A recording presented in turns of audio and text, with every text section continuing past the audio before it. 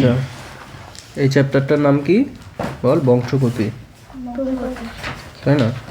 মানে আমাদের যে বৈশিষ্ট্যগুলো আছে, দেখিস না যে বাবা আর ছেলে মেয়ের মধ্যে মিল থাকে, বাবা মা আর ছেলে মেয়ের মধ্যে, দাদুর সাথেও মিল থাকে। তো অন্য লোকের বাবা মা বা দাদুর সাথে কি মিল থাকে? থাকে না। তো নিজেদের সাথেই কেন মিল থাকে, কিভাবে কিভাবে এই বৈশিষ্ট্যগুলো দাদুদের থেকে বাবাদের মধ্যে, বাবাদের থেকে আমাদের মধ্যে ট্রান্সফার হয়, বা দিদাদের থেকে মায়ের মধ্যে, মায়ের থেকে আমাদের মধ্যে, সেগুলো এই চ্যাপ্টারে আমরা পড়বো। ঠিক আছে? এগুলো নিয়ে প্রথম যে আলোচনা করেছিল, ঠিক আছে, প্রথম কানেকশন যে খুঁজে বের করার চেষ্টা করেছিল, তার নাম কি? মেন্ডেল, বিজ্ঞানী মেন্ডেল। কিন্তু মানে ইনি যখন আবিষ্কার করেছিল তখন সবাই এনাকে নিয়ে হাসাহাসি করেছিল, কেউ স্বীকৃতি দেয়নি। পরে এনার মরে যাওয়ার পর, ঠিক আছে, তিনজন বিজ্ঞানী আছে, তারা এই একই রকম কাজ করে একই রকম রেজাল্ট পায়। পরে তারা যখন স্বীকৃতি পায়, তখন এনার মৃত্যুর পর এনাকে আর কি সম্মান দেওয়া হয়, বংশগতির জনক বলা হয় তাকে। ঠিক আছে? Gregor Johann Mendel. দেখ কি বলেছে, বংশগতি বা হেরিডিটি কি? জননের মাধ্যমে এক প্রজন্ম থেকে পরবর্তী প্রজন্মে জীবের চারিত্রিক বৈশিষ্ট্যের অনুক্রমিক সঞ্চারণকেই বংশগতি বা হেরিডিটি বলে। মানে যেটা বললাম, ঠিক আছে, জননের মাধ্যমে এক প্রজন্ম থেকে আরেক প্রজন্ম সৃষ্টি হয়। তো এক প্রজন্ম থেকে আরেক প্রজন্ম যখন সৃষ্টি হবে, তখন এই বংশগত বৈশিষ্ট্যগুলি যে তোর সঞ্চারিত হবে, তাকেই কি বলছে? হেরিডিটি বলছে। আর হেরিডিটির জনক কাকে বলা হয়? মেন্ডেলকে। আর বংশগতির যে বিদ্যা, মানে যেই শাখাটায় পড়াশোনা করা হয়, তাকেই কি বলা হয়? জেনেটিক্স বা বংশগতি বিদ্যা। আচ্ছা, মেন্ডেলের কথা তো বললাম। দেখ, আধুনিক জেনেটিক্স আমাদের জানিয়েছে যে ক্রোমোজোমের যে ডিএনএ আছে, ডিএনএ পড়েছিলাম তো আমরা, ক্রোমোজোম ডিএনএ সব কিছু মনে আছে তো?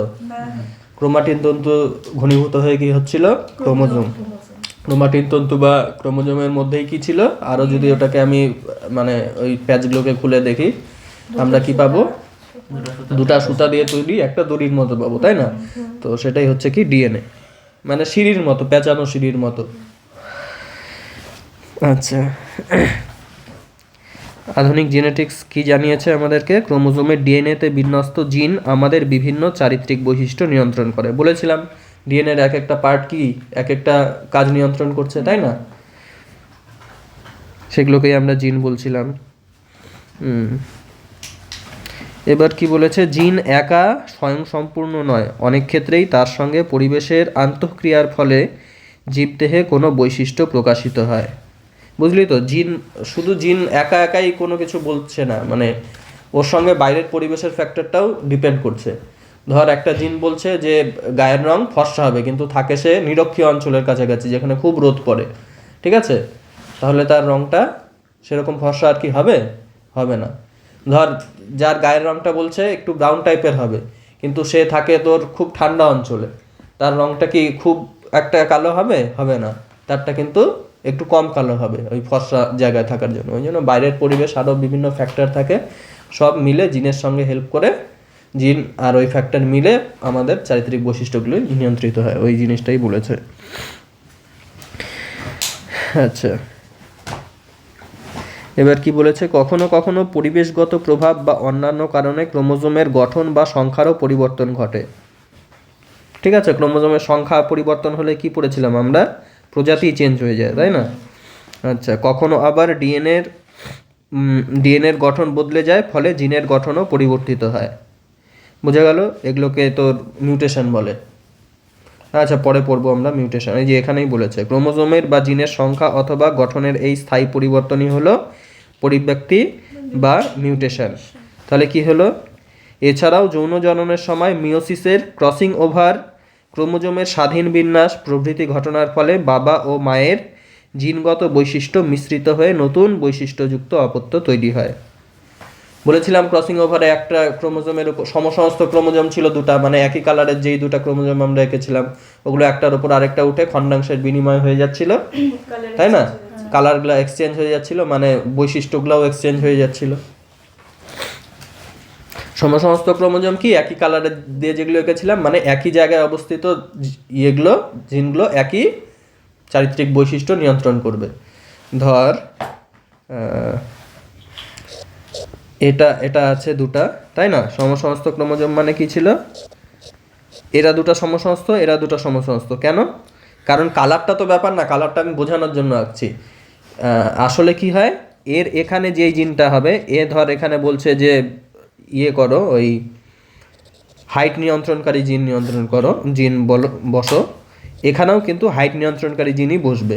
কিন্তু হবে কি, একজন ধর লম্বা বলছে আর একজন বেটে বলছে, বোঝা গেল? এই যে এই জিনের যে একই জিনের যে বিভিন্ন রূপ, তাদেরকে অ্যালিল বলা হয়। অ্যালিল মানে দৈর্ঘ্য নিয়ন্ত্রণ করো, এটা হচ্ছে একটা বৈশিষ্ট্য। এইটাকে এবার তার মধ্যে দুটা পার্ট হয়ে গেল কি, লম্বা করো, আরেকটা পার্ট হয়ে গেল কি, বেটে করো।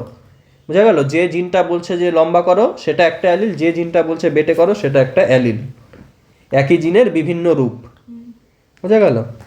যাই হোক, আমরা কি বলছিলাম, সমসমস্ত ক্রোমোজোম যেগুলো আমরা একই কালি দিয়ে এঁকেছি, মানে একই জায়গায় একই রকম কাজের কি জিন অবস্থিত, একই জায়গায় একই রকম কাজের জিন অবস্থিত। একই জিন না কিন্তু, একজন বলবে লম্বা, একজন বলবে বেটে, বা সেমও বলতে পারে, যা খুশি তাই হতে পারে। একই হবে না সেটা ফ্যাক্টর না, কিন্তু একই ধরনের অবশ্যই হবে সমস্ত ক্রোমোজোমের মধ্যে। ক্রসিং ওভার এদের মধ্যেই ঘটে। তো যাই হোক, তো আগের জিনিসগুলো পড়ে নিলাম। আচ্ছা, এবার কি বলেছে, এইভাবে যৌন জনন ও পরিব্যক্তির প্রভাবে কি হয়, জীবের নতুন বৈশিষ্ট্যের সৃষ্টি ঘটে আর কি। এই এই যে বিভিন্ন তোর মানে একটা জীব থেকে আরেকটা জীব আলাদা হয়ে যাচ্ছে এই মিক্সচারের ফলে অথবা পরিবেশের ফলে, তোর ক্রোমোজোম ডিএনএ সব চেঞ্জ হয়ে যাচ্ছে। ধর সূর্যের আলো অতিবেগুনি রশ্মি পড়ে কি হয়, স্কিন ক্যান্সার হয়ে যায়, জানিস তো? ডিএনএর স্ট্রাকচার চেঞ্জ হয়ে যায়, অতিবেগুনি রশ্মি পড়ে শরীরের ডিএনএ স্ট্রাকচারই চেঞ্জ হয়ে যাচ্ছে। তাহলে ডিএনএ স্ট্রাকচার চেঞ্জ হলে জিনটাও চেঞ্জ হয়ে যাচ্ছে, তাই না? ওরকম করে স্কিন ক্যান্সার তৈরি হয়ে যাচ্ছে। তাহলে ওটাও একটা কি পরিব্যক্তি বলতে পারিস তুই কিছু কিছু ক্ষেত্রে। তো এইসব ঘটে কি হয়, একটা জীবের থেকে আরেকটা জীব আলাদা হয়ে যায়, তাই না? এই যে পার্থক্যগুলো যে আছে, এক একটা জীবের সঙ্গে আরেকটা জীবের যে পার্থক্য হয়ে গেল, এক একটা জীব এক এক রকম, এক একটা প্রজাতি, মানে একই প্রজাতির এক একটা জীব, তাদেরকে কি বলি আমরা, প্রকরণ বা ভ্যারিয়েশন বলি। তাহলে প্রকরণ বা ভ্যারিয়েশনে কটা জিনিস দায়ী? দুটা জিনিস। একটা কি, ওই যৌন জনন যখন হয় তখনই ওই ক্রসিং ওভারটা যেটা আমরা পড়েছি, ওটা শুধু যৌন জননের ক্ষেত্রেই হয়, ঠিক আছে? অযৌনের ক্ষেত্রে হয় না। আমরা যখন পড়বো জননটা তখন দেখতে পাবো। তো যৌন জননের ক্ষেত্রে আমাদের কি ওই মিক্সচার ঘটে, ক্রসিং ওভার হয় জন্য কি হয় বল, এই ভ্যারিয়েশন সৃষ্টি হয়। আরেকটা কি হয়, মিউটেশন, বা মানে হঠাৎ করে পরিবর্তন হয়ে গেল প্রাকৃতিক কোনো কারণে, যেটাকে আমরা কি বলছি, পরিব্যক্তি বা মিউটেশন, তার জন্য কি হয়, ভ্যারিয়েশন বা প্রকরণ সৃষ্টি হয়। এই যে 1 নাম্বার হচ্ছে যৌন জননের জন্য, 2 নাম্বার হচ্ছে কি পরিব্যক্তির জন্য, আর কোনো কারণ কিন্তু নেই। যেখানে তোর দুটা অপত্য জীবের বা অন্তত দু রকম অপত্য বলি কেন, দুটা জীবের, জনিত্রী জীবের বা দুটা অপত্য জনিত্রী জীবের গ্যামেট লাগবে। গ্যামেট মানে জানিস তো, গ্যামেট মানে স্পার্ম, ওভাম, ওই জিনিসগুলো, ঠিক আছে? জনন কোষ যেটাকে বলে, 2 ধরনের লাগবে। শুধু মেল থেকে হয় কি, মেল থেকেই একটা নতুন গাছের ক্ষেত্রে এরকম পসিবল, মেল থেকে মেল, ফিমেল থেকে ফিমেল। ওই যে পেঁপে গাছ দেখিস না, তো মানে মেল ফিমেল ওদের ভাগ হয়, ওদের মানে দুটা জীবই লাগে না সব ক্ষেত্রে। এই গাছ, কিছু কিছু গাছের ক্ষেত্রে, পেঁপে গাছটা আমি ভুল উদাহরণ বললাম, কিছু কিছু গাছের ক্ষেত্রে কি হয়, যে তুই ডাল কেটে পুঁতে দিলি, একটা গাছ থেকেই তো হয়ে যাচ্ছে, ঠিক আছে? একটা গাছ থেকে আরেকটা গাছ হয়ে যাচ্ছে, এখানে কি মেল ফিমেলের ব্যাপার আছে? না, একটা জীব থেকে আরেকটা জীব হয়ে গেল, তাই না? কোনো দুটা গ্যামেট মিলে আরেকটা নতুন গাছ তৈরি হচ্ছে, এরকম তো কিছু হলো না, বোঝা গেল? কিন্তু তোর অন্যান্য জীবের ক্ষেত্রে কি দেখিস, কুকুর, ছাগল, গরু, ভেড়া, মানুষ, এদের ক্ষেত্রে কি তোর 2 ধরনের ইয়ে লাগে, একটা হচ্ছে পুরুষ লাগে, একটা হচ্ছে কি ফিমেল লাগে, তাই না? মেল ফিমেল 2 ধরনের তোর গ্যামেট লাগে। স্পার্ম আর ওভাম যখন মিলিত হয় তখনই জাইগোট হয়ে নতুন একটা কি সৃষ্টি হয়, অপত্য জীবের সৃষ্টি হয়। এটাই হচ্ছে যৌন জনন। আর অযৌন জননে একটার থেকেই হয়।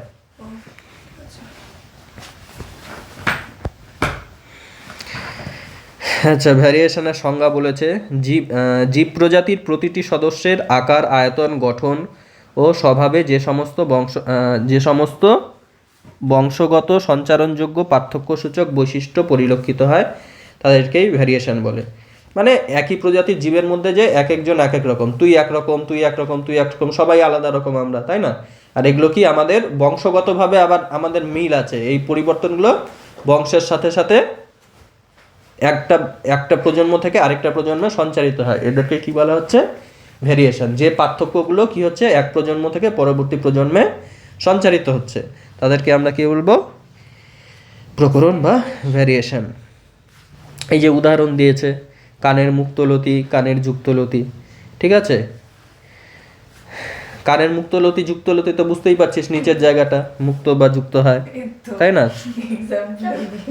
হ্যাঁ, এখানেও এক্সাম্পল আছে অনেক, সমস্যা নেই। এবার কি বলেছে? দেখা গেছে একজোড়া অটোজোমীয় প্রকট জিন মুক্ত কানের লতি সৃষ্টি করে, পক্ষান্তরে একজোড়া মিউটেশনযুক্ত প্রচ্ছন্ন জিন সংযুক্ত কানের লতি সৃষ্টি করে। কি বলেছে? একজোড়া অটোজোম মানে কি? যে ক্রোমোজোমগুলো দেহের বৈশিষ্ট্য নিয়ন্ত্রণ করে তাদেরকে কি বলা হচ্ছে? অটোজোম, ঠিক আছে? আচ্ছা, তো নর্মাল যদি জিন থাকে তাহলে কেমন হয়?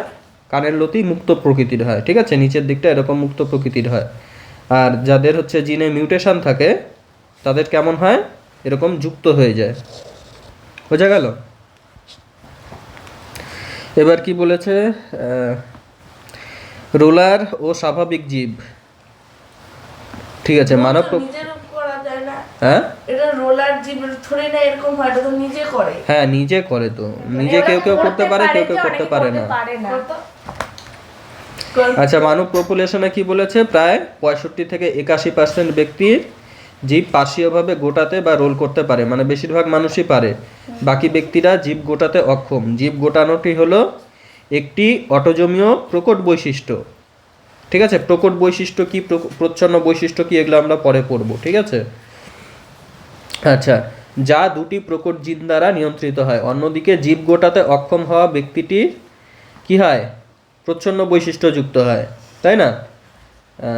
একজোড়া করে মিউটেশনযুক্ত প্রচ্ছন্ন জিন থাকে, সেই জন্য তারা ওই ভাঁজ করতে পারে না জীবটাকে। বোঝা গেল? এবার দেখ একটা জিনিস, জিনোম মানে কি? জিনোম কি? একটি এই যে এখানে দেখ, জেনে রাখো, উপরে আছে, পরে আগে পরে কোথাও না কোথাও আছে। জিনোম জিনিসটা কি? একটি নির্দিষ্ট প্রজাতির জীবের বৈশিষ্ট্য নিয়ন্ত্রণকারী সকল জিনের সমাহারকেই কি বলা হয়? জিনোম।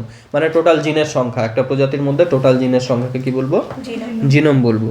এটি মূলত হ্যাপ্লয়েড ক্রোমোজোম সেটে উপস্থিত জিনের সমষ্টিকেই বোঝায়। যেমন মানুষের জিনোমে হ্যাপ্লয়েড মানে তো জানিস, যেটা ওই কি ছিল? এন ছিল, তাই না? জোড়ায় জোড়ায় ছিল না, মানে সমস্ত ক্রোমোজোম ছিল না। স্পার্মার ওভামে যেটা ছিল, তাই না? আবার তাহলে মানুষের জিনোমে কতগুলো জিন দেখা যায়? 20 থেকে 25,000। যাই হোক, এবার কি? এবার বংশগতি সম্পর্কিত কয়েকটি গুরুত্বপূর্ণ আছে বংশগতি সম্পর্কিত কয়েকটি গুরুত্বপূর্ণ শব্দের ব্যাখ্যা, ঠিক আছে? ওটা কখনো পরীক্ষায় আসবে না যে কতগুলো জিন আছে জিনোমে। আচ্ছা, যাই হোক, বংশগতি সম্পর্কিত কয়েকটি গুরুত্বপূর্ণ শব্দের ব্যাখ্যা আমরা পড়বো এখন। বৈশিষ্ট্য বা প্রলক্ষণ, তারপর কি পড়বো? অ্যালিল, তারপরে লোকাস, তারপরে জিন বা বংশগতির ফ্যাক্টর, আর কি আছে দেখে নি।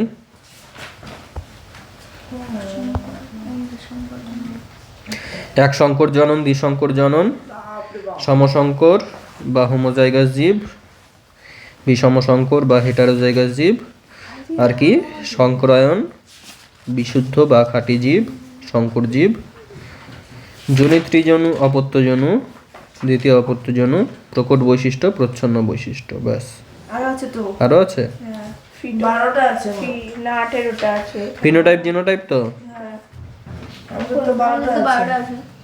ফিনোটাইপ জিনোটাইপ প্রচ্ছন্ন বৈশিষ্ট্য তো বললামই। আচ্ছা, একই রকম সব কিছু, ঠিক আছে, মানে একবারে মুখস্থ হয়ে যাবে। একটা জিনিস বুঝাচ্ছি, সব মুখস্থ হয়ে যাবে। না, গুলাবে না।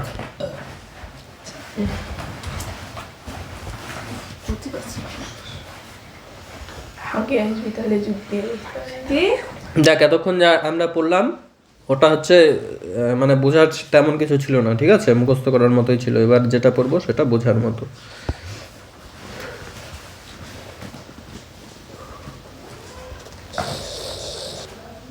এটা কি একটা কোষ, ঠিক আছে।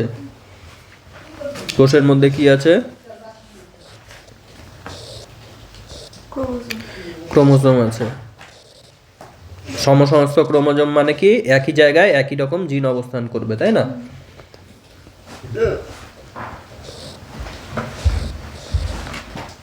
আমি এই দুটা দিয়েই বোঝাচ্ছি। এটা কি এন কোষ না 2n কোষ? কয় সেট ক্রোমোজোম আছে? 2 সেট। মানে কালারগুলো কটা করে আছে? দুটা করে। আমি আরেকটা আঁকাচ্ছি, নাহলে আরো গুলিয়ে যেতে পারে।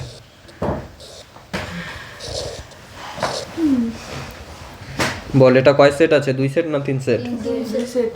কয় সেট? 2 সেট না 3 সেট? একটা একটা একটা, এটা একটা সেট আর বাকিটা আরেকটা সেট। 2 সেট ক্রোমোজোম এটা, ঠিক আছে। 3টা কালার নিয়ে একটা সেট। এখানে আমি এরকম করে আঁকাচ্ছি যে 3টা কালার নিয়ে একটা সেট। বোঝা গেল? তাহলে 2n ইকুয়ালস টু কত এখানে?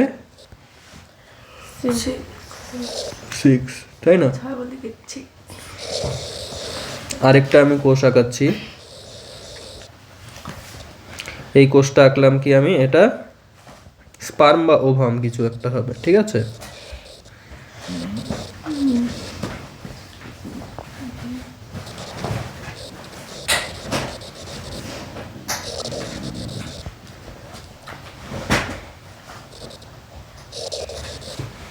বল, এখানে কয় সেট আছে? এক সেট না 3 সেট? ঠিক করে বল। এক সেট। তাহলে এটা n হয়ে যাবে, তাই না? এক সেট মানে n, 2 সেট মানে 2n, 3 সেট মানে 3n, 4 সেট মানে 4n। মানে এক এক কালারের কটা করে থাকছে, সমসমস্ত ক্রোমোজোম কটা করে থাকছে। আচ্ছা, এটা এক সেট হলো, তাই না? তাহলে n ইকুয়ালস টু কত? 3। আবার আমি ধর আরেকটা আঁকছি, ঠিক আছে, আরেকটা ধর আঁকছি।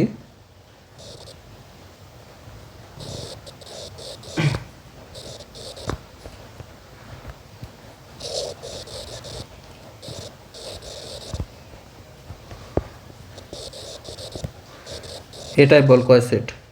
2 সেট। বাকিরা? এক সেট।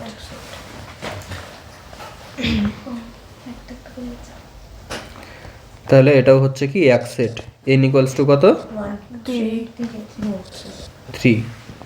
আগেরটা কি ছিল? খালি একটা ক্রোমাটিড যুক্ত ছিল, এখন একটা খালি দুটা ক্রোমাটিড যুক্ত, তাই না? এটা দুটা ক্রোমাটিড যুক্ত আর এটা কি একটা ক্রোমাটিড যুক্ত। বোঝা গেল? তাহলে এই জিনিসটা তোদের ক্লিয়ার। এবার দেখ, এবার কি বলেছে প্রথমে বলেছে বৈশিষ্ট্য বা প্রলক্ষণ কি। দেখ, বৈশিষ্ট্য যে আমি কি বললাম, লম্বা বা বেটে, এই যে দুটা জিনিস মানে কি একটা দৈর্ঘ্যের আন্ডারে, দেহের দৈর্ঘ্যের আন্ডারে, তাই না? তো এগুলোকেই কি বলবো? বৈশিষ্ট্য বা প্রলক্ষণ, তাই না? তাহলে গাছের উচ্চতাটা কি হয়ে যাবে? হ্যাঁ, জীবের কোনো চরিত্রের অন্তর্গত দুটি বিপরীত গুণকেই বৈশিষ্ট্য বলা হয়। চরিত্র জিনিসটা কি আর বৈশিষ্ট্য জিনিসটা কি, দুটা কিন্তু একটু পার্থক্য আছে, ঠিক আছে। চরিত্র বলতে বলছে কি গাছের দৈর্ঘ্য, আর বৈশিষ্ট্য জিনিসটা কি লম্বা আর বেটে। দুটো তো সেম লাগছে। গাছের দৈর্ঘ্য জিনিসটা কি? গাছের দৈর্ঘ্য মানে কি বলছি যে লম্বা বা বেটে? দৈর্ঘ্য মানে তো দুটা, যেটা যে কোনো হতে পারে, তাই না? মানে এই যে জিন আঁকলাম আমি, এই যে জিন আঁকলাম, আমি কি বলছি, এই জায়গাটা এই জায়গাটা গাছের দৈর্ঘ্য নিয়ন্ত্রণ করে, তাই না? আমি তো বলছি না এ লম্বা না বেটে, তারপর বললাম দৈর্ঘ্যের আন্ডারে এ লম্বা এ বেটে, তাই না? এগুলা হয়ে গেল বৈশিষ্ট্য। তাহলে গাছের দৈর্ঘ্যটা হয়ে গেল কি? চরিত্র। চরিত্র। আর চরিত্রের আন্ডারে কি হয়? বৈশিষ্ট্য হয়। একই চরিত্রের বিভিন্ন রূপ কি হচ্ছে? বৈশিষ্ট্য। সেরকম একই, এটা হচ্ছে আমরা বাইরের থেকে বললাম। এটা যদি আমরা জিনের মধ্যে বলি, যে জিনের পার্টটার নাম দিয়ে দিই, তখন আমরা কি বলবো? জাস্ট অ্যালিল বলবো। একই চরিত্রের আন্ডারে দুটা অ্যালিল, ঠিক আছে? এক একটা বৈশিষ্ট্য নিয়ন্ত্রণকারী এক একটা জিনকেই আমরা কি বলবো? অ্যালিল। বোঝা গেল? তাহলে একটা চরিত্রের আন্ডারে এক বা একাধিক কি বল? একটা চরিত্রের আন্ডারে এক বা একাধিক কি বৈশিষ্ট্য? যেমন দৈর্ঘ্যের আন্ডারে কি? লম্বা বেটে। গায়ের রঙের ইয়েতে কি? সাদা, কালো, লাল, যা খুশি তাই হতে পারে, তাই না? গাছের ফুলটা কেমন হবে? কি? আচ্ছা বাদ দে। তাহলে এগুলো কি বোঝা গেছে, তাই না? এগুলা হলো কি? বৈশিষ্ট্য। কার আন্ডারে? চরিত্র আন্ডারে একটা চরিত্র আন্ডারে একাধিক বৈশিষ্ট্য। আর তোর হোমোলোগাস ক্রোমোজোম যে আছে বা সমসমস্ত ক্রোমোজোম, তাদের একই জায়গায় কি একই বৈশিষ্ট্যের জিন অবস্থান করে, সরি একই চরিত্রের জিন অবস্থান করে, বৈশিষ্ট্যটা আলাদা আলাদা হয়, ঠিক আছে? আচ্ছা, এবার এই বৈশিষ্ট্য নিয়ন্ত্রণকারী জিন তো আলাদা আলাদা হবে, তাই না? ধর এই যে এই ছবিটা আমার দেখ, কোথায় গেল এই ছবিটায়? এরা দুজন কি সমসমস্ত, এরা দুজনে কি সমসমস্ত, এরা দুজনে কি সমসমস্ত, তাই না? যাই হোক, তাহলে এদের একই জায়গায় কি হবে? এই জায়গাটায়, এই জায়গাটায়, এই জায়গাটায়, এই জায়গাটায়, এই জায়গাটায় একই চরিত্রের জিন অবস্থান করবে, কিন্তু বৈশিষ্ট্যটা আলাদা আলাদা হবে। ধর এ বলছে, মানে আলাদাও হতে পারে সেমও হতে পারে। এ বলছে কি ধর যে লম্বা হবে, এ বলছে কি না বেটে হবে, ঠিক আছে? তো লম্বা হওয়াটাকে যদি আমি জিনটার নাম দেই টি, বেটে হওয়াটার নাম দিব কি আমি? Small tea. বোঝা গেল? তাহলে এই যে, তাহলে এক একটা বৈশিষ্ট্য নিয়ন্ত্রণকারী এক একটা জিনকে আমরা কি লিখলাম? কাউকে লিখলাম ক্যাপিটাল টি, কাউকে লিখলাম স্মল টি, তাই না? তাহলে এক একটা বৈশিষ্ট্য এক একটা জিন দ্বারা নিয়ন্ত্রিত হয়। সেই জিনগুলোকেই আমরা কি বলবো? অ্যালিল বলবো। আমরা বৈশিষ্ট্যটাকে কথায় বলবো বৈশিষ্ট্য, কিন্তু ওদের যে জিনটা নিয়ন্ত্রণ করবে বৈশিষ্ট্যটাকে, জিনটার নাম দিয়ে দিব আমরা কি? অ্যালিল। তাহলে একই চরিত্রের আন্ডারে একই বৈশিষ্ট্য, মানে এক বা বিভিন্ন বৈশিষ্ট্য নিয়ন্ত্রণকারী যে জিন হচ্ছে, তাদের নামগুলোকে কি বলবো? তাদেরকে আমরা কি বলবো? অ্যালিল বলবো। মানে একই জিনের বিভিন্ন রূপ অ্যাকচুয়ালি অ্যালিল মানে, তাই না? একই চরিত্র নিয়ন্ত্রণকারী। তাহলে বোঝা গেল বৈশিষ্ট্য বা প্রলক্ষণ কি, চরিত্র কি, অ্যালিল জিনিসটা বোঝা গেল কি? একটা যদি ক্যাপিটাল টি হয় অ্যালিল, এর আরেকটা অ্যালিল কি হয়ে যাবে? Small tea. দুজনেই কি একই চরিত্র প্রকাশ করবে, কিন্তু আলাদা আলাদা বৈশিষ্ট্য প্রকাশ করবে, তাই না? ঠিক আছে, এবার দেখ লোকাস কি? লোকাস মানে কি? ওই জিন, মানে ক্রোমোজোমের যে জায়গাটায় কোনো জিন অবস্থান করে তাকেই লোকাস বলা হয়। লোকাস মানে লোকেশন, অ্যাকচুয়ালি জিনের লোকেশনকেই লোকাস বলা হয়, নাম থেকেই বোঝা যাচ্ছে, তাই না? এবার কি বংশগতির একক বা ফ্যাক্টর, জিন কাকে বলা হয়? দেখ, জিন মানে কি? মানে ক্রোমোজোম বা ডিএনএর যেইটুকু পার্ট কোনো একটা নির্দিষ্ট বৈশিষ্ট্য বা চরিত্র নিয়ন্ত্রণ করে, তাকে কি বলবো আমরা? জিন বলবো, তাই না? মেন্ডেলের সময় জিনের সম্বন্ধে কোনো স্পষ্ট ধারণা ছিল না। তিনি বংশগতির একক বা উপাদানকে ফ্যাক্টর বলে উল্লেখ করেন, ঠিক আছে? তো মেন্ডেল জিন সম্পর্কে, মানে জিন জিনিসটা কি সেটা তখনও উনি ধারণাটা দেননি, ধারণাটা ছিল না। তিনি এই জিনের মানে বংশগতির ফ্যাক্টর বলে একটা জিনিসের কথা বলে, যেটাই পরবর্তীকালে জিন বলে আমরা নাম দিই, ঠিক আছে? এই ফ্যাক্টরটিকেই বর্তমানে জিন বলে, যা ক্রোমোজোমের নির্দিষ্ট স্থানে অবস্থিত। নির্দিষ্ট স্থান মানে লোকাস, ব্র্যাকেটে লিখে দিয়েছে, লোকাসে অবস্থিত। অর্থাৎ একটি চরিত্রকে বংশগতির একক বা জিনই নিয়ন্ত্রণ করে। বোঝা গেল? একটা চরিত্রকে বা চরিত্রের আন্ডারের বৈশিষ্ট্যকে একটা জিন নিয়ন্ত্রণ করে। তো এই একটা চরিত্রের আন্ডারে বিভিন্ন যে বৈশিষ্ট্য তাদের নিয়ন্ত্রণকারী জিনগুলোও বিভিন্ন হবে। তো সেই জিনগুলোকে কি বলবো? অ্যালিল বলবো। মানে আমি যেটা বলতে যাচ্ছি, দেখ, চরিত্রর আন্ডারে কি হবে? বিভিন্ন বৈশিষ্ট্য। চরিত্র মানে বিভিন্ন বৈশিষ্ট্যের সমাহার, তাই না? চরিত্র মানে বিভিন্ন বৈশিষ্ট্যের সমাহার, তাই তো? আর তোর জিন মানে কি?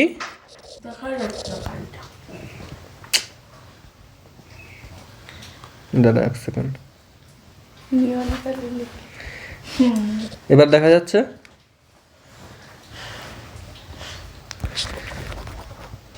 চরিত্র এবার দেখা যাবে, তাই তো? চরিত্র মানে কি? বিভিন্ন এই চিহ্ন দিয়ে বিভিন্ন বৈশিষ্ট্যের সমাহার, বৈশিষ্ট্যের সমাহার। আর তোর একই চরিত্র নিয়ন্ত্রণকারী একটি চরিত্রকে নিয়ন্ত্রণ করে একটা জিন। তাহলে ওই জিনেরই বিভিন্ন রূপ কি হয়ে গেল? অ্যালিল।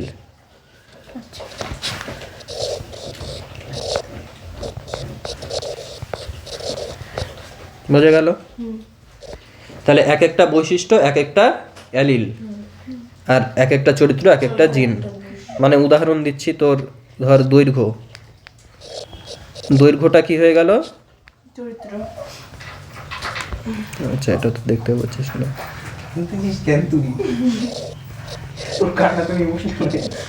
চরিত্র কি? দৈর্ঘ্য। এর আন্ডারে ইয়ে কি হবে বল? এর আন্ডারে কি যেন বলে? বৈশিষ্ট্য কি কি হবে?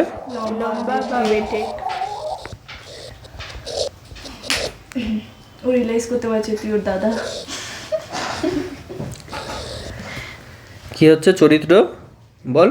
দৈর্ঘ্য, দেহের দৈর্ঘ্য। এর আন্ডারে বৈশিষ্ট্য কি কি হতে পারে? লম্বা। আর কি হতে পারে? বেটে, তাই না?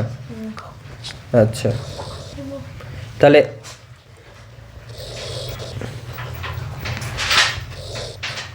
ইয়ে কি হয়ে যাবে? কি বলছে?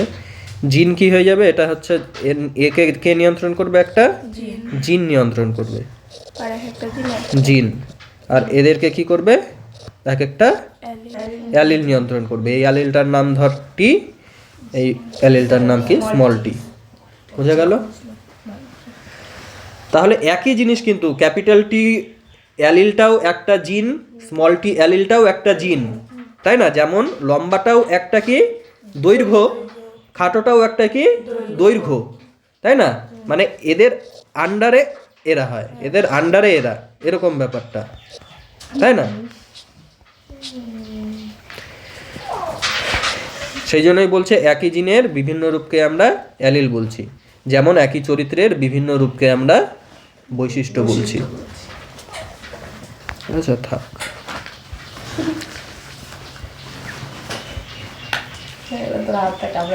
হয়ে গেল?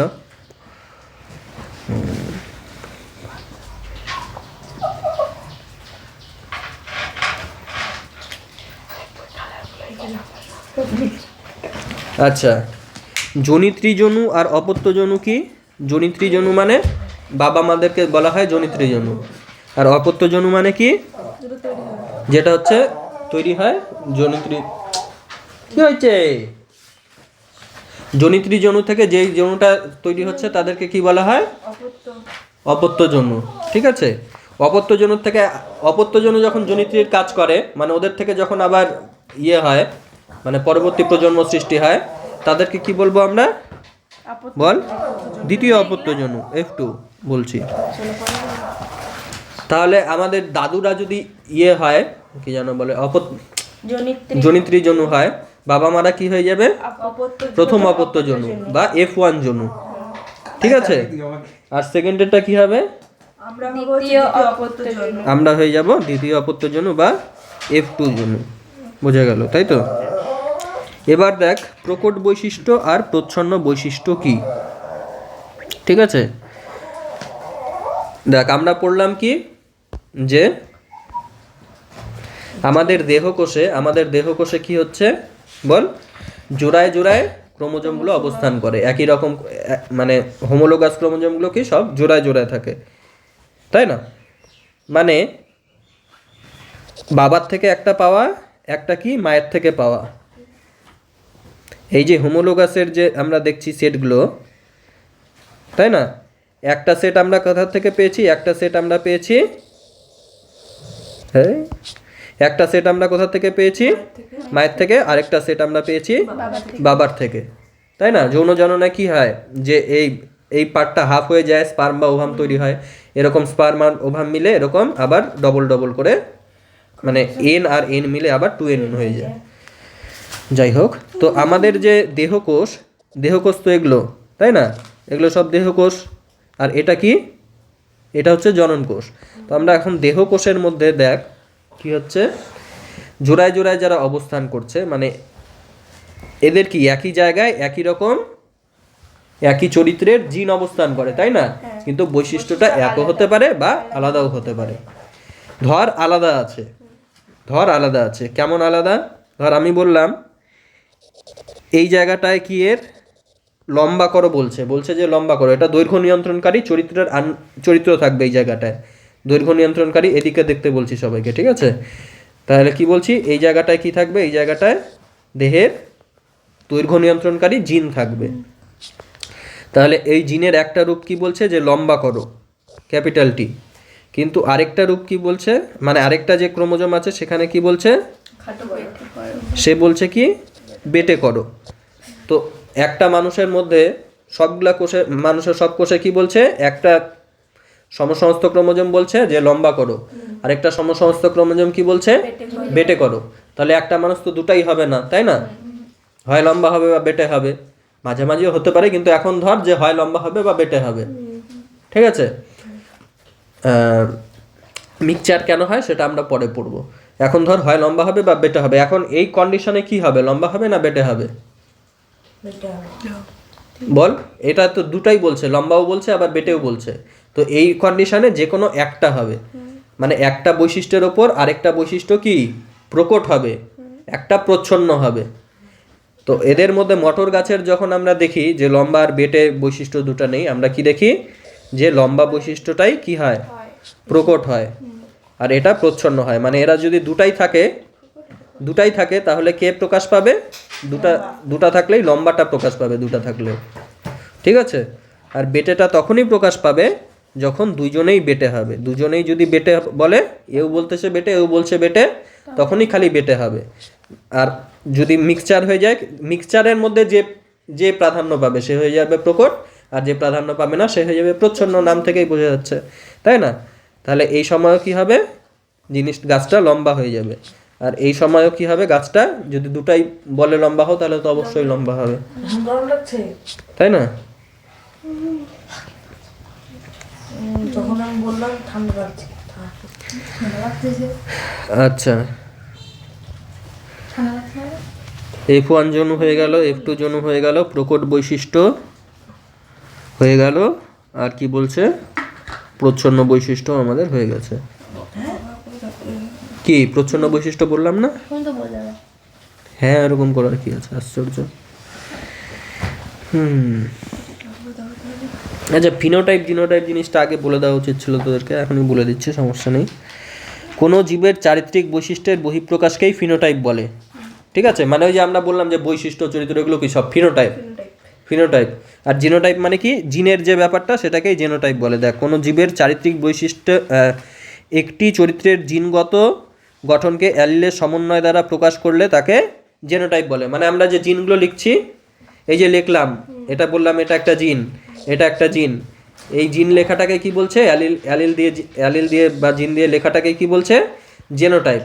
আর যেসব চারিত্রিক বৈশিষ্ট্য প্রকাশ পাচ্ছে বাইরে, আমরা যেটা চোখে দেখতে পাচ্ছি সেটা কি ফিনোটাইপ, চোখে যেটা দেখতে পাচ্ছি ফিনোটাইপ, যেটা জিন দিয়ে লিখছি সেটা হচ্ছে কি জেনোটাইপ।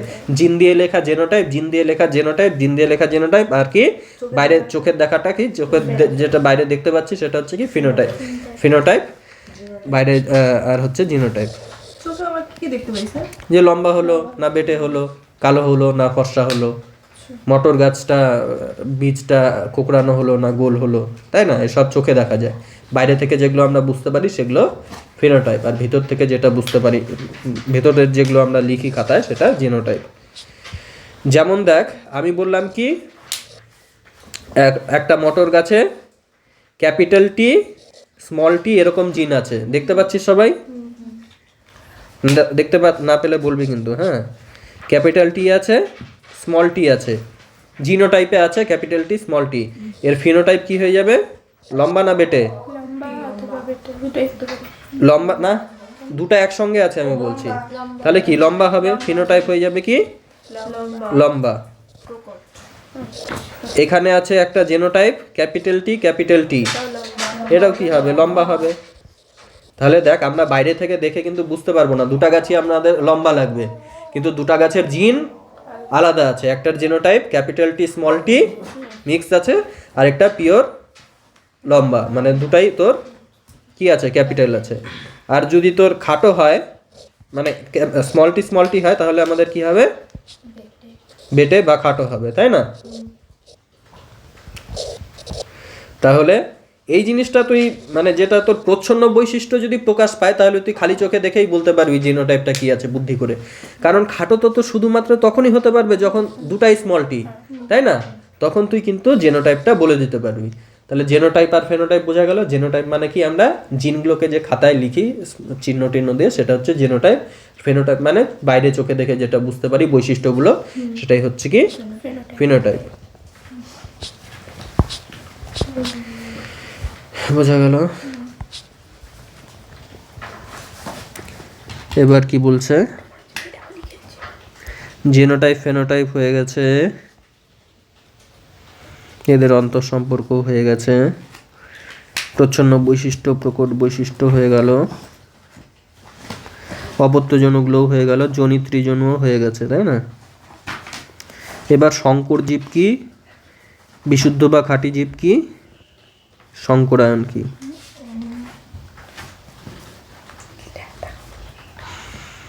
আচ্ছা, এটা বলে দিলাম, সংকর জীব।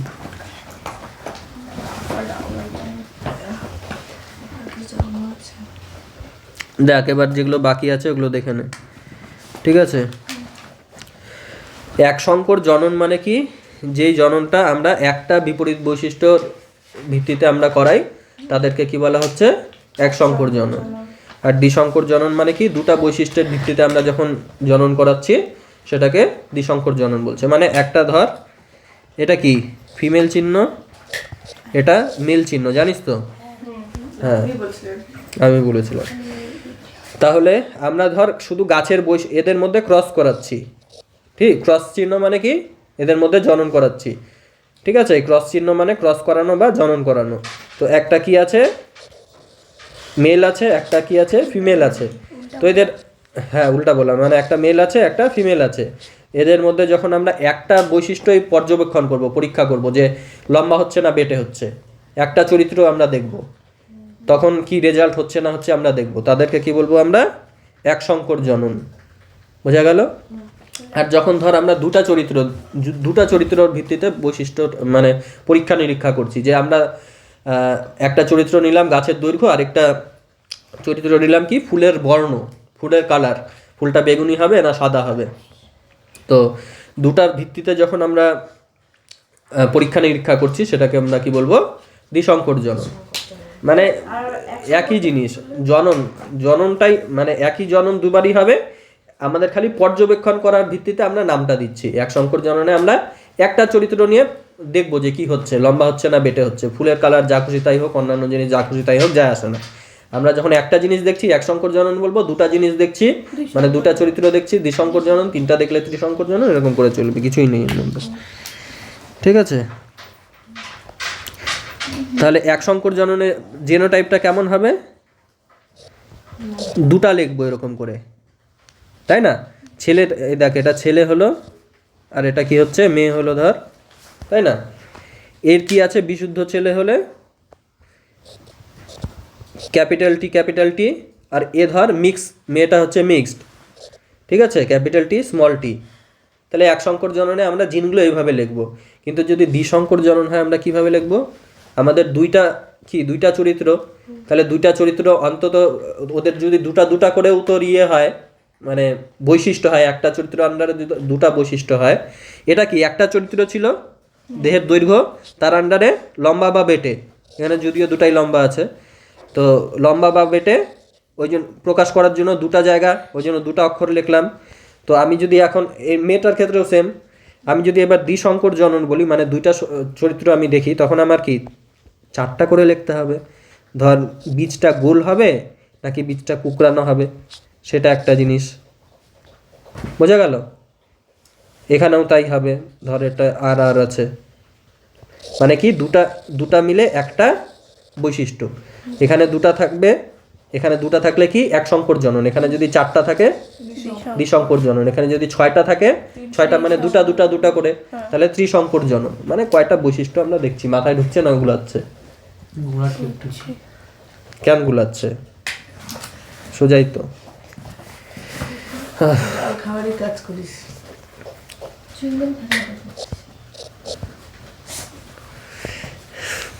কিভাবে বুঝাবো আর? এক সংকর জনন মানে কি একটা বৈশিষ্ট্য, একটা আমরা চরিত্র নিয়ে দেখছি কি হচ্ছে। তো একটা চরিত্র দেখতে গেলে কি হবে, একটা চরিত্র আন্ডারে দুইটা বৈশিষ্ট্য থাকবে, ওই জন্য আমি লিখলাম দুটা টি লিখলাম, তাই না? ছেলের ক্ষেত্রেও যা, মেয়ের ক্ষেত্রেও তাই। তাহলে আমরা যদি আমরা যদি দুইটা চরিত্র নেই, প্রথম চরিত্রের জন্য দুটা, পরের চরিত্রের জন্য দুটা জিনোটাইপ, তাই না? দুটা জিন, দুটা অ্যালিল। আমরা যদি তিনটা বৈশিষ্ট্য নেই, ধর লম্বা বেটে দেখলাম, বীজটা দেখলাম গোল না আর ওই কুকরানো, আরেকটা ধর দেখলাম ফুলের বর্ণটা সাদা না তোর বেগুনি, সেটার জন্য কি সাদার জন্য একটা ঘর, বেগুনির জন্য আরেকটা ঘর রাখতে হবে, তাই না? তাহলে জেনোটাইপটা কেমন হবে বোঝা যাচ্ছে? একটা চরিত্রের জন্য দুটা করে বৈশিষ্ট্য, দুটা করে জিন, অর্থাৎ দুটা অ্যালিল, ওই জন্য দুটা করে লিখতে হচ্ছে এক একটা বৈশিষ্ট্যের জন্য। এই এদিকে দেখ, কথা না বলে।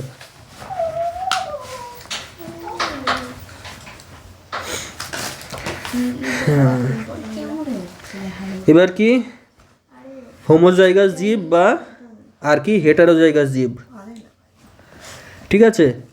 হোমোজাইগাস জীব, হোমোজাইগাস কি, যাদের মধ্যে মানে বিশুদ্ধ জীব যারা, দেখতে পাচ্ছিস, যাদের মধ্যে দুটাই একই রকম জিন থাকে, তাদেরকে আমরা কি বলবো? হোমোজাইগাস জীব, ঠিক আছে? এটা হলো কি হোমোজাইগাস। এটাও হবে কি স্মল টি হলেও হোমোজাইগাস, কিন্তু যদি ক্যাপিটাল টি স্মল টি হয়ে যায়, এটা কি হয়ে যাবে? হেটারোজাইগাস, ঠিক আছে? যখন আমরা দেখবো জিনোটাইপটা মিক্স হয়ে যাচ্ছে, তখন হয়ে যাবে কি এটা হেটারোজাইগাস জীব। হেটারো মানে আলাদা, হোমো মানে সেম।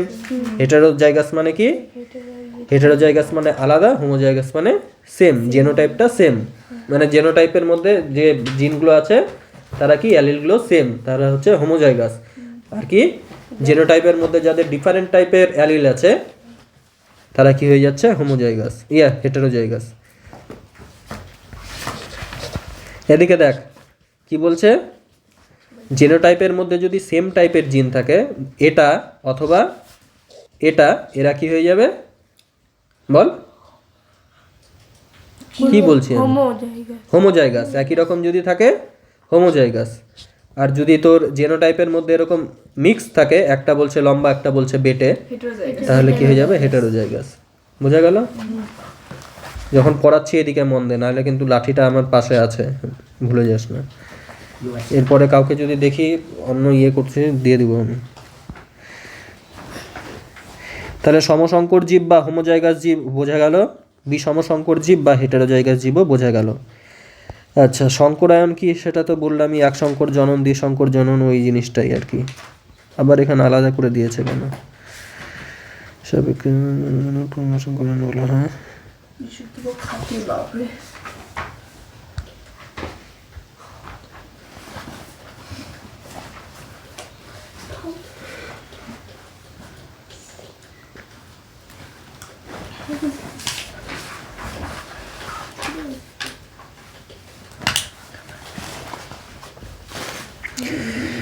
দুটি ধীরে ধীরে বলা হয়। আচ্ছা এই দেখ, এই এক সংকর জনন দ্বিসংকর জনন বোঝা গেল, বুঝিয়েছিলাম যে মানে একটা বৈশিষ্ট্য যখন দেখছি এক সংকর জনন, দুটা বৈশিষ্ট্য দেখছি যখন তখন দ্বিসংকর জনন। দেখ এক সংকর জনন দ্বিসংকর জনন যেরকম সেরকমই এক সংকরায়ন দ্বিসংকরায়ন। পার্থক্যটা কি, খালি এখানে সংকরায়নের ক্ষেত্রে আমরা করাচ্ছি কোনো গাছের মধ্যে যৌন জনন, গাছের মধ্যে জনন আমরা করাচ্ছি, সেটা হলো কি সংকরায়ন। আর ওটা হচ্ছে দুটা জীবের মধ্যে যখন যৌন জনন হচ্ছে তখন সেটাকে বলছে কি বল, তখন সেটাকে বলছে এক সংকর বা দ্বিসংকর, একই জিনিস, খালি যৌন জননের ক্ষেত্রে এক সংকর বা দ্বিসংকর বলছি, আর অন্যান্য ক্ষেত্রে আমরা কি বলছি সংকরায়ন। হ্যাঁ, আবার এই হোমোজাইগাস জীব এখানে লিখেছে বিশুদ্ধ জীব বা খাঁটি জীব, আর কি সংকর জীব। সংকর জীব মানে কি হয়ে গেল তাহলে, ওই যে মিক্স যেটা হয়ে গেল, যাদের জেনোটাইপটা মিক্স, ক্যাপিটাল আর স্মল যেটা ছিল, ক্যাপিটাল টি স্মল টি, ওই সেম জিনিসই দুবার বলেছে, কেন বলেছে আমি বুঝলাম না। বিশুদ্ধ বা খাঁটি ওঠা বাংলা বলে দিয়েছে আপনি। হ্যাঁ সেটাই তো। বেশি বেশি হ্যাঁ, আচ্ছা। ওটা বইটাকে মোটা করতে হবে না? পৃষ্ঠে পৃষ্ঠে দেখা একই জিনিস বললে আরো ভুলিয়ে যাবে। তাহলে হয়ে গেল এগুলো সব। তাহলে একবার আমি আরেকবার ডিভিশন দিয়ে নিই, ঠিক আছে? বল প্রথমে বল যে চরিত্র আর বৈশিষ্ট্য জিনিসটা কি। চরিত্রটা হচ্ছে কি, একটা উদাহরণ দিয়ে বলি, গাছের দৈর্ঘ্য হচ্ছে চরিত্র, তার আন্ডারে দুটা বৈশিষ্ট্য হয়ে গেল লম্বা আর বেটে। চরিত্রকে যারা নিয়ন্ত্রণ করে তাদেরকে আমরা কি বলবো, জিন বলবো। যেমন ক্যাপিটাল টিও একটা জিন, স্মল টিও একটা জিন। কিন্তু বৈশিষ্ট্যকে যারা নিয়ন্ত্রণ করে তাদেরকে আমরা কি বলবো, অ্যালিল বলবো। যেমন ক্যাপিটাল টি একটা অ্যালিল, স্মল টি একটা অ্যালিল। তাহলে একটা চরিত্র গাছের দৈর্ঘ্য, এর আন্ডারে লম্বা আর বেটে দুটা বৈশিষ্ট্য। তাহলে একটা জিন ক্যাপিটাল টি বা স্মল টি, এর আন্ডারে কি লম্বার জন্য ক্যাপিটাল টি একটা অ্যালিল, আর বেটের জন্য কি স্মল টি একটা অ্যালিল। হয়ে গেল অ্যালিল হয়ে গেল, জিন হয়ে গেল। আর জিনের লোকাস কি, যে মানে ক্রোমোজোমের যে পার্টিকুলার স্থানে জিনটা থাকে তাকে জিনের লোকেশনকেই বলা হয় লোকাস। তাহলে জিন হয়ে গেল, জিন মানেই বংশগতির ফ্যাক্টর, তাই না? লোকাস হয়ে গেল, জিনের বিভিন্ন রূপ অ্যালিল হয়ে গেল, বিভিন্ন রূপ বলতে বিভিন্ন বৈশিষ্ট্য নিয়ন্ত্রণকারী একই চরিত্রের আন্ডারে, তাহলে চরিত্র বৈশিষ্ট্য হয়ে গেল। এবার কি কোথায় গেল, আচ্ছা এক সংকর জনন কি ছিল, এক সংকর জননটা আগে বলে নিই। যখন আমরা যখন জনন হচ্ছে জীবের মধ্যে, তখন একটা বৈশিষ্ট্যর আন্ডারে যখন হচ্ছে, একটা বৈশিষ্ট্য আমরা পর্যবেক্ষণ করছি, তাদেরকে আমরা কি বলবো, এক সংকর জনন। যখন দুটা বৈশিষ্ট্য আমরা করছি, পর্যবেক্ষণ করছি, তখন তাদেরকে আমরা বলবো দ্বিসংকর জনন, তাই না? আর এই সংকরায়ন জিনিসটাও কি বল, সংকরায়ন জিনিসটাও কি একই জিনিস, খালি মানে এটা আমরা করাচ্ছি, ঠিক আছে? আগেরটা হচ্ছে, এটা করাচ্ছি, মানে একই জিনিস দুবার কেন দিয়েছে আমি নিজেও জানি না, ফালতু। এবার কি হচ্ছে, এক সংকর জনন দ্বিসংকর জনন হয়ে গেল। এবার হোমোজাইগাস জীব আর হেটারোজাইগাস জীব, এদের আগে আমরা কি ওই প্রকট বৈশিষ্ট্য প্রচ্ছন্ন বৈশিষ্ট্যটা পড়ে নিই। যে একই বৈশিষ্ট্য, সরি একই চরিত্রের আন্ডারে দুটা বৈশিষ্ট্য আছে, কি লম্বা আর বেটে, তাদের নিয়ন্ত্রণকারী অ্যালিল কি কি আছে, ক্যাপিটাল টি আর স্মল টি। যখন দুটাই মিক্সচার অবস্থায় থাকছে তখন যে ডোমিনেট করছে তাকে আমরা কি বলবো, প্রকট বৈশিষ্ট্য। যেমন লম্বা আর বেটে দুটাই যদি দুটা সমসংস্থ ক্রোমোজোমে যদি দুটা থাকে, দু রকম থাকে, একজন বলছে লম্বা করো, একজন বলছে বেটে করো, তা এদের দুজনের মধ্যে যে জিতবে সেই হয়ে যাবে কি আমাদের প্রকট বৈশিষ্ট্য, যেটা প্রকটিত হবে। আর যেটা হবে না সেটাকে আমরা কি বলবো, প্রচ্ছন্ন। বোঝা গেল, প্রকট বৈশিষ্ট্য হয়ে গেল, প্রচ্ছন্ন বৈশিষ্ট্য হয়ে গেল। আর যে জীবে এরকম মিক্সড টাইপের থাকবে, যে দুটাই থাকবে কিন্তু প্রকটটা খালি প্রকাশ পাবে, ওদেরকে আমরা কি বলবো, মিশ্র জীব। আর যাদের মধ্যে তো দুটাই লম্বা থাকবে বা দুটাই বেটে থাকবে তাদেরকে কি বলবো আমরা, বিশুদ্ধ জীব, তাই না? আচ্ছা, আর কি বাকি থাকলো, জনিত্রী জনু অপত্য জনু, এটা তো বলতে হবে না আশা করি, তাই না? প্রকট বৈশিষ্ট্য প্রচ্ছন্ন বৈশিষ্ট্য হয়ে গেল। হ্যাঁ, আর জেনোটাইপ ফেনোটাইপ তো জানিসই তোরা, তাই না? জেনোটাইপ মানে কি, যেটা আমরা লিখছি হাতে খাতায়, তাই না, ক্যাপিটাল টি স্মল টি, এরা সব কি হচ্ছে জেনোটাইপ। আর আমরা চোখে যেটা দেখতে পাচ্ছি বাইরে থেকে যেটা বোঝা যাচ্ছে সেটা হচ্ছে কি ফেনোটাইপ। এটা কি হলো, এই চ্যাপ্টারের বেসটা রেডি হলো। এইবার চ্যাপ্টার শুরু হবে। চ্যাপ্টার আমার শুরু হয়ে গেছে তাহলে, মানে শুরু তো হয়ে গেছে, মানে মেইন জিনিস মেইন জিনিস। দেখলে কি ছিল বাচ্চা।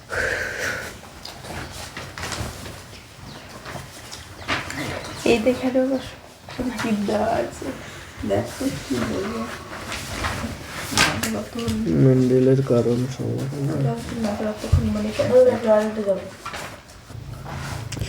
মেন্ডেল যে বিজ্ঞানী ছিল সে কি করেছিল, সে ধর্মযাজক ছিল অ্যাকচুয়ালি। সে মটর গাছের উপর কি কিছু পরীক্ষা নিরীক্ষা করেছিল, ঠিক আছে? পরীক্ষা নিরীক্ষা করে সফলতা পেয়েছিল কেন, সেই কারণগুলো আমরা পড়বো সব, তাই না? এবার দেখ মেন্ডেলের কাজটা আমরা কিছুটা পড়বো। আচ্ছা, মটর গাছের বিজ্ঞানসম্মত নাম কি, এটা প্রসঙ্গক্রমে দিয়ে রেখেছে, এটা চলেও আসতে পারে, বলা যায় না। পাইসাম স্যাটিভাম, ঠিক আছে? বিজ্ঞানসম্মত নাম হাতে লিখলে কি করতে হয়, নিচে দাগ দিতে হয়, জানিস তো? আলাদা আলাদা করে দাগ দিতে হয় দুটা, পাইসাম স্যাটিভাম। আচ্ছা, তিনি মটর গাছের 7 জোড়া, এটা কয় জোড়া, এটা পরীক্ষা দিয়ে দিতে পারে এমসিকিউ এ, 7 জোড়া বিপরীত বৈশিষ্ট্য বেছে নেন এবং এর ভিত্তিতে কি করে, যেগুলোকে খালি চোখে স্পষ্টভাবে দেখা যায়, ঠিক আছে, আর এগুলোকে নিয়ে সংকরায়ন করায়। সংকরায়নের সময় তিনি যে সকল ধাপে ইতর পরাগযোগ ঘটান সেগুলি হলো, ইতর পরাগযোগ মানে জানিস তো? পরাগযোগ পরিস্থিতি কি কি পার্ট ছিল, আমি হ্যাঁও বলিনি। মানে পরাগযোগ, ইতর পরাগযোগ মানে কি, একটা গাছ আরেকটা গাছ, আর একটা গাছ আরেকটা গাছ না হলেও সেম গাছ হলেও একটা পুং ফুল আর একটা স্ত্রী ফুলের মধ্যে যখন কি হয়, একটা মৌমাছি বসে বা কিছু একটা বসে এখান থেকে পুংরেণু নিয়ে ওখান থেকে স্ত্রী ইয়ের মধ্যে ফেলে, ওই স্ত্রীরেণুর সঙ্গে মিলন ঘটায়, তাকে কি বলা হয় বল? তাকেই বলা হয় ইতর পরাগযোগ।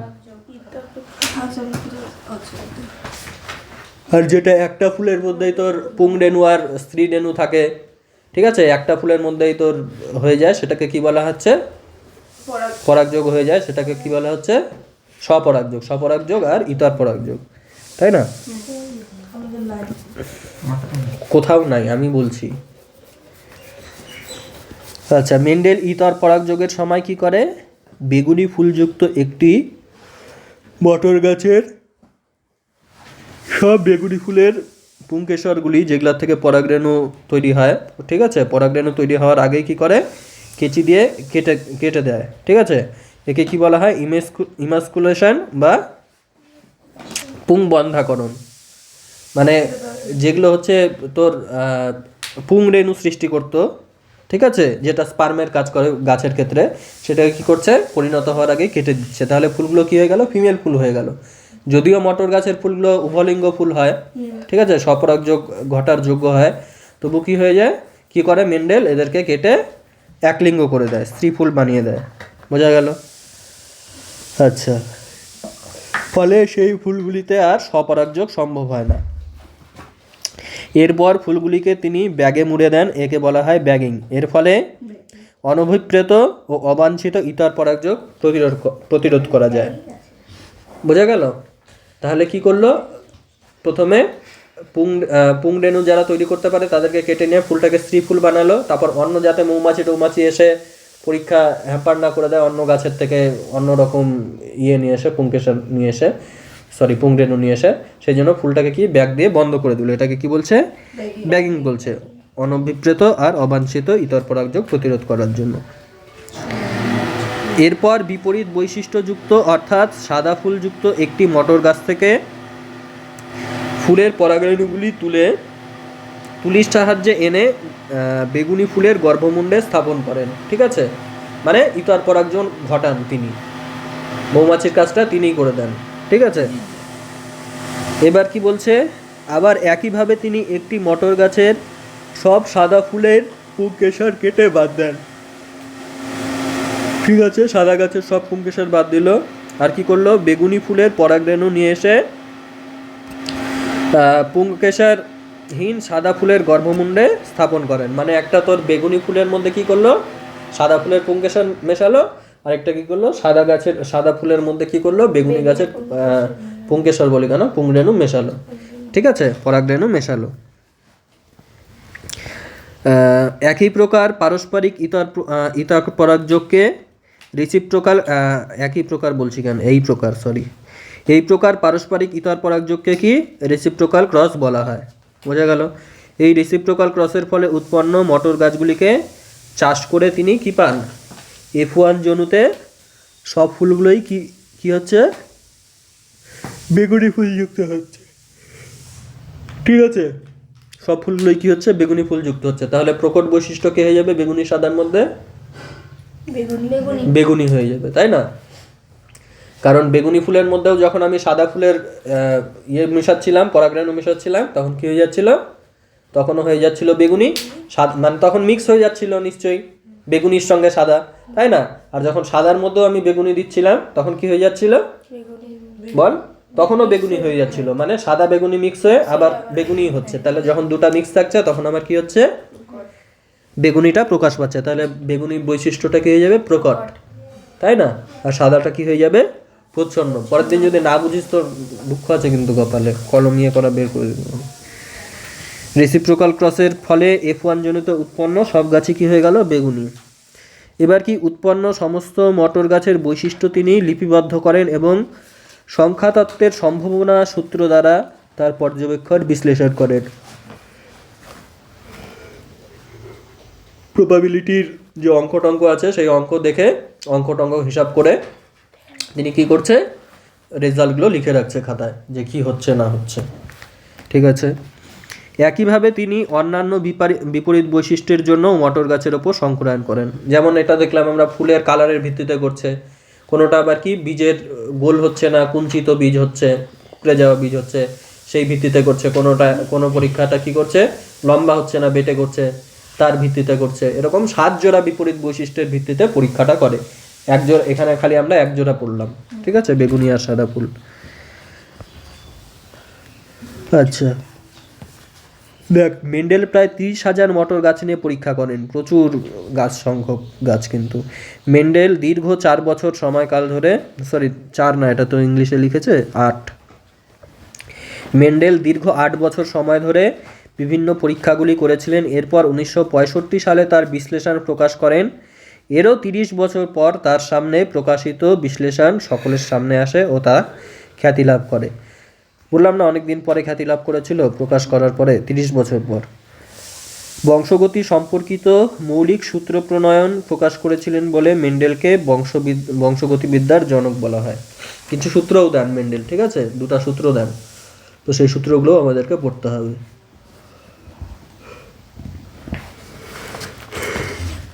মেন্ডেলের সাফল্যের, আচ্ছা এখানে ছবিও দিয়ে দিয়েছে, ঠিক আছে, ইমাসকুলেশন, তারপরে ব্যাগিং, তারপরে কি করলো, ক্রস, এই সব কিছুর ছবিও দিয়ে দিয়েছে এখানে। এবার কি মেন্ডেলের সাফল্যের কারণসমূহ, মেন্ডেল কেন সফল হলো আর কি। অন্যান্যরা হয়তো নিশ্চয়ই চেষ্টা করেছিল পৃথিবীতে, তারা কেন হয়নি, ইনি কেন হলো। দেখ, মেন্ডেল তার পরীক্ষায় নির্দিষ্ট চরিত্রের খাঁটি মটর গাছ তৈরিতে সক্ষম হন এবং তিনি 2 বছর ধরে অনবরত মটর চাষ ও নির্বাচন দ্বারা এই গাছগুলি চাষ করেন। ঠিক আছে, তা খাঁটি মটর গাছ পাওয়া কিন্তু যে সেই কথা না। বাইরের থেকে দেখে তুই কীভাবে বুঝবি ওটা খাঁটি না মিক্স আছে ভেতরে, তাই না? একটা গাছ তুই দেখতে পাচ্ছিস লম্বা কখন হতে পারে, লম্বা বৈশিষ্ট্য তো প্রকট। একটা তোর যদি ক্যাপিটাল টি একটা স্মল টি থাকে তবুও লম্বা হবে, দুটা যদি ক্যাপিটাল টি থাকে তবুও লম্বা হবে। বাইরের থেকে তুই কিন্তু বুঝবি না, ওটা মানে খুব কঠিন কাজ বের করা যে কোনটা বিশুদ্ধ জীব, মানে যেটা প্রকট বৈশিষ্ট্য, প্রকটের মধ্যে কোনটা বিশুদ্ধ লম্বা কোনটা। খাটো হলে তো বোঝাই যাচ্ছে দুটাই স্মল, তাই না? কারণ প্রচ্ছন্ন যেটা, সেটা যখন ভিতরে 2টা স্মল হবে তখনই প্রচ্ছন্নটা প্রকাশ পাবে। কিন্তু খাঁটি যেটা মিক্সচার আর খাঁটিতে একই ফেনোটাইপ প্রকাশ করে, তাই না? তাদেরটা যেমন লম্বা গাছ, ওটা কিন্তু দেখে মুশকিল, বলা যে ভেতরে কি আছে, তাই না? তো সেই সময় তিনি পরীক্ষা মানে তিনি যেভাবেই হোক তিনি ওই বিশুদ্ধ ইয়েগুলোকে আলাদা করতে পেরেছিলেন, সেই জন্যই পরীক্ষায় সফল হয়েছিলেন, তাই না? কিভাবে করলো সেটা আমিও জানি না, ওই বারবার করতে করতে করতে করতে হয়তো দেখেছে যে এটার থেকে বারবার করে ইয়ে হচ্ছে, তারপর মানে বারবার করে তুক্কাটা ওই যে প্রবাবিলিটির অঙ্ক বললাম, প্রবাবিলিটি অঙ্ক করে তুক্কাটা ইয়ে করছে, ঠিক আছে? যেখানে প্রবাবিলিটি বেশি দেখলাম মারা দিলাম ওরকম না, অঙ্ক করে প্রবাবিলিটির ভিত্তিতে যেখানে দেখছে যে বেশি বেশি করে ওই ইয়ে হচ্ছে, যে লম্বার থেকে লম্বাই হচ্ছে, সেখান থেকেই তিনি ওই ক্যালকুলেশন করে প্রবাবিলিটি দিয়ে হয়তো ইয়ে করেছিলেন, মানে বিশুদ্ধ গাছ পেতে সক্ষম হয়েছিলেন।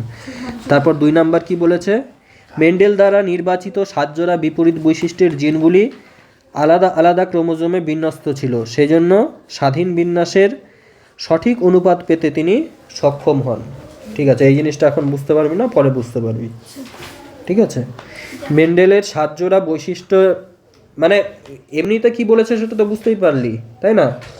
এই যে এখানে ধর লম্বা বৈশিষ্ট্যটা, লম্বা খাটো বৈশিষ্ট্যটা এই জোড়ার মধ্যে আছে, ও অন্য একটা বৈশিষ্ট্য নিয়েছিল, ধর বীজ কুঞ্চিত হবে না গোল হবে, সেটা ধর অন্য কোনো সেটের মানে অন্য কোনো ক্রোমোজোমের মধ্যে আছে, একই ক্রোমোজোমে দুটো বৈশিষ্ট্য নাই, একই ক্রোমোজোমে থাকলে কি যখন মিক্সচার হতো তখন হিসাবে গন্ডগোল হয়ে যেত, ঠিক আছে? তখন ওই স্বাধীন বিন্যাসের আমরা সূত্র পড়বো একটা, তখন দেখবো যে একই ক্রোমোজোম যদি হয়ে যায় তখন একই ক্রোমোজোমের মধ্যে হয়ে গেলে ওটা পেতে মুশকিল। তো এটা এখন বুঝবি না, পরে ভালো করে বুঝবি, এখন যতটুকু বোঝা যায় সেটা বলে দিলাম, যে এক একটা বৈশিষ্ট্য এক একটা সমসংস্থ ক্রোমোজোম জোড়ার মধ্যে ছিল, একটা সাদা জোড়ার মধ্যে ছিল, একটা লাল জোড়ার মধ্যে ছিল, তাই না? আচ্ছা, এবার কি বলেছে, মেন্ডেল 7 জোড়া বৈশিষ্ট্য নিয়ে গবেষণা করলেও একসঙ্গে তিনি কেবল 1 বা 2 জোড়া বৈশিষ্ট্য নিয়েই পরীক্ষা করেন, ফলে তথ্য সংগ্রহ ও বিশ্লেষণ সরল হয়, তার সিদ্ধান্তে পৌঁছাতে সুবিধা হয়, ঠিক আছে? একসঙ্গে যদি 7টা নিয়ে করতো তাহলে অবস্থা খারাপ হয়ে যেত, পাগল হয়ে যেত, ঠিক আছে? একসঙ্গে একটা বা দুইটা মানে বাকি একটা বৈশিষ্ট্য কি হচ্ছে আমি শুধু সেটা দেখবো, বাকিরা যা খুশি তাই হয়ে যাক, বা খুব জোর 2টা বৈশিষ্ট্য দেখবো, গাছ লম্বা হচ্ছে না বেটে হচ্ছে, ফুল সাদা হচ্ছে না বেগুনি হচ্ছে, এই দুটা আমার 7টা বৈশিষ্ট্য আছে, কিন্তু আমি সাতটা আমার ম্যাটার করে না, আমি এখন 2টা চরিত্র নিয়েই পরীক্ষা নিরীক্ষা করব, বা একটা নিয়েই করব। ওই জন্য বেশি ইয়ে করতে যায়নি জন্য, লোভ করতে যায়নি জন্য তিনি পেরে গেছেন, ঠিক আছে? আচ্ছা, মটর গাছ সহজে চাষযোগ্য, দ্রুত প্রজননক্ষম, উভলিঙ্গ ফুল বিশিষ্ট, স্বপরাগযোগ ইতর পরাগযোগ উভয় ক্ষমতা সম্পন্ন হওয়ায় এবং অনেকগুলি স্পষ্ট বিপরীত চারিত্রিক বৈশিষ্ট্যযুক্ত হওয়ায় মেন্ডেলের পরীক্ষায় সুবিধা হয়। এটা তো বোঝানোর কিছু নেই, তাই না? তারপর কি বলেছে, মেন্ডেলের বৈজ্ঞানিক দৃষ্টিভঙ্গি নিয়ে পরীক্ষাগুলি করেন, যেমন রেসিপ্রোকাল ক্রস দ্বারা প্রচুর অপত্য তৈরি করেন যা সঠিক অনুপাত নির্ণয়ে সাহায্য করে। তিনি সমস্ত পর্যবেক্ষণ লিপিবদ্ধ করেন ও তা সংখ্যাতত্ত্বের সাহায্যে বিশ্লেষণ করেন, ঠিক আছে?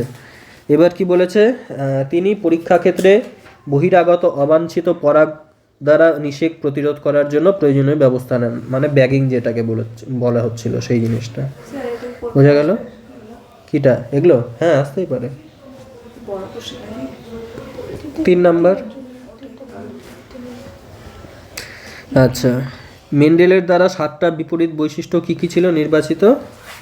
একটা ছিল, এটা কিন্তু একদম মুখস্থ করতে হবে, গাছের দৈর্ঘ্য, ঠিক আছে? এটা 2 নাম্বারের দিয়ে দিতে পারে। এই যে 7 জোড়া বিপরীত বৈশিষ্ট্য কি কি, বা এমসিকিউ দিতে পারে যে এদের মধ্যে কোনটি নয়, ঠিক আছে? তো 7টাই তোকে মুখস্থ রাখতে হবে। প্রথম চরিত্র কি? গাছের দৈর্ঘ্য, ঠিক আছে? এরা ক্রোমোজোম 4-এ অবস্থিত। কোন ক্রোমোজোমে অবস্থিত এটা লাগবে না, ঠিক আছে?